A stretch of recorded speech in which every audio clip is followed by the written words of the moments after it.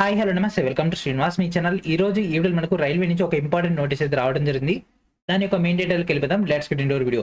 So వీడియోలోకి వెళ్ళిపోయే ముందు ప్రతి ఒక్కరు కూడా శ్రీనివాస్ మీ యాప్ ని ప్లే స్టోర్ నుంచి ఇన్స్టాల్ చేసి రెగ్యులర్ గా ఫాలో అవుతుండండి. ఈ యొక్క యాప్ నుంచి మీకు కావాల్సినటువంటి కంటెంట్ మొత్తం కూడా లభించడం జరుగుతుంది.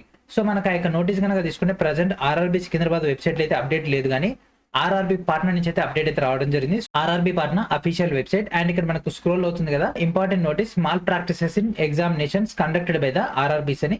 సో డైరెక్ట్ దీనిపైన క్లిక్ చేసినట్లయితే మనకి ఈ విధంగా రావడం జరుగుతుంది. సో ఈ యొక్క నోటీస్ అనేది కొద్దిసేపటి క్రితం మనకైతే రావడం జరిగింది. ఇక్కడ డేట్ చూడండి 25/11/2024. సో ఇది ఎవరికి సంబంధించింది అంటే ఎస్పెషల్లీ యూట్యూబర్స్ సంబంధించినటువంటిది. అండ్ అదేవిధంగా సోషల్ మీడియా ఎవరైతే ఈ యొక్క క్వశ్చన్స్ ఎవరైతే డిస్కస్ చేస్తున్నారో ఆన్లైన్ లో, సో వాళ్ళకి సంబంధించినటువంటిది. సో దీంట్లో ఉన్నటువంటి కీ పాయింట్ చూద్దాం. సో ఇది కొత్తదేం కాదు, ఆల్రెడీ ఎస్ఎస్సి బోర్డు ఇంప్లిమెంటేషన్ చేసినటువంటి మెథడే ఇక్కడ రైల్వే కూడా ఇంప్లిమెంటేషన్ చేయడం జరిగింది. సో ఇక్కడ మెయిన్ మ్యాటర్ గా తీసుకుంటే mall practices in examinations conducted by the RRBs. The Railway Recruitment Board has time and again brought to the notice of candidates and other stakeholders that anyone found to be disclosing, publishing, reproducing, transmitting, storing or facilitating transmission and storage of test contents in any form of any information therein whole or part thereof or by any means, that is verbal or written, electronic or mechanical, or taking away the rough paper supplied in the examination center are found to be unauthorized possession of test content will be considered as serious misconduct and will be debarred or disqualified from exam. So ఇది చూసి ఏమనుకుంటారు, యాక్చువల్గా exam హాల్లో ఇచ్చేటటువంటి rough షీట్లను బయటికి తీసుకెళ్తే ఈ యొక్క డిబార్ గా డిస్మిస్ అని అనుకుంటారు కదా. దాంతోపాటు ఇక్కడ కింద చూడండి, it has come to the notice of the RRBs that some persons are engaged in the aforesaid activities through social media, that is YouTube, Twitter, Facebook, etc.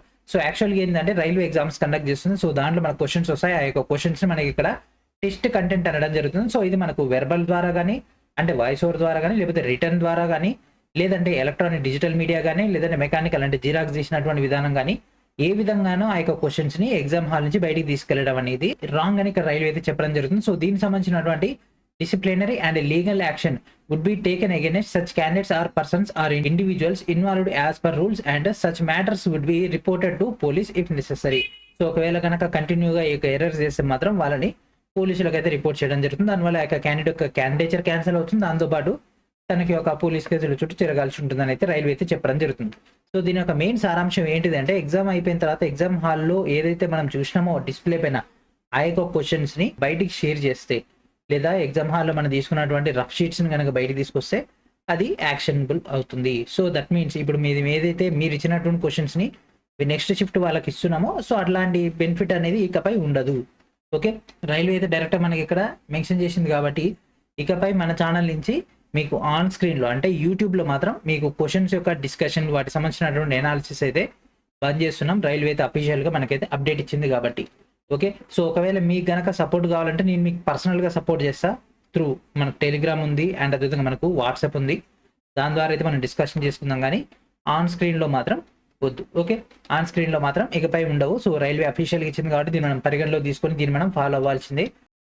మీరు కూడా దీన్ని అయితే అర్థం చేసుకుంటారని భావిస్తున్నా. ఓకేనా, అండ్ అదేవిధంగా దీంతో పాటు మనకు స్పెషల్ గా యాప్ అయితే అందుబాటులో ఉంది కదా, శ్రీనివాస్ మేక్ యాప్. సో ఈ యొక్క యాప్ లో కూడా మీకు కావాల్సినటువంటి కంటెంట్ అంటే క్యాండిడేట్స్ మాకు ఇచ్చినటువంటి డేటాని అఫీషియల్ గా మీకు ఇవ్వకపోయినా దాంట్లో ఉన్నటువంటి కీ పాయింట్స్ మీకు మన యొక్క యాప్ ద్వారా, లేదంటే మన యొక్క అఫీషియల్ వెబ్సైట్ ద్వారా, లేదు అంటే మన యొక్క టెలిగ్రామ్ గ్రూప్ ద్వారా మీకైతే అందుబాటులోకి తీసుకొచ్చే ప్రయత్నం అయితే చేస్తూనే ఉంటాం. కాబట్టి మీరు ఈ యొక్క 3 సోర్సెస్ లో మనకు అందుబాటులో ఉన్నట్లయితే మా దగ్గరకు వచ్చేటటువంటి డేటాని మీ దగ్గరికి పర్సనల్ గా అయితే అందించడం జరుగుతుంది. ఓకేనా, సో ఇది ఫ్రెండ్స్ ఈ రోజు మనకు వచ్చినటువంటి లేటెస్ట్ రైల్వే నుంచి ఒక ఇంపార్టెంట్ రూల్స్ అండ్ రెగ్యులేషన్స్ కూడినటువంటి నోటీస్.